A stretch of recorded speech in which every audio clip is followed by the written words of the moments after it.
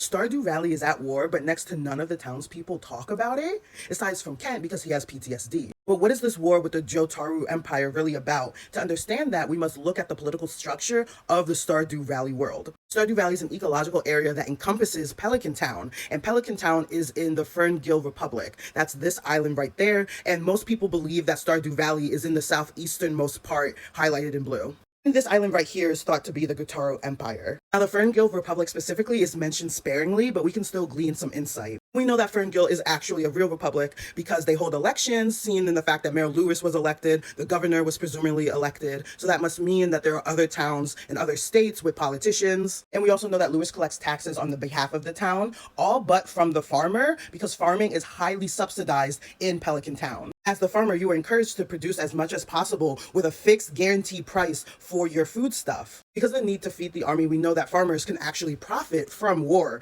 which we do in the game. And Kent continues to be our biggest source of information on the war. He used to be a garbage truck driver in Zuzu City. I actually believe that Kent got drafted into the war prior to moving to Stardew Valley. I also know that he was detained in a Gotoro prison camp where he was presumably tortured. Also, in a dialogue from his son Sam, you can see that thousands of soldiers have apparently been killed in this war. Sam also calls the Gotoro Empire ruthless. So with the torture and everything, you're thinking like, oh, these are a bad group of people, right? However, there's a book in the library that says, "Is war with the Gotoro Empire necessary? A unique perspective." So clearly, anti-war activists are calling into question the entire premise of the war in the first place. Another character that reveals insight of the war is actually the traveling merchant. She smuggles out goods from the Gotoro Empire. But as this Reddit user points out, she's just selling normal items at a higher price. So she's either A, scamming us by just going and taking items from Stardew Valley and saying, oh, it's from Gotaro Girl, so you know, extra price. Or victims of the Gotaro War are actually selling the last bit of their common supplies for a profit that she is exploiting. And finally, we have Joja Mart and the role it plays in profiting from the war.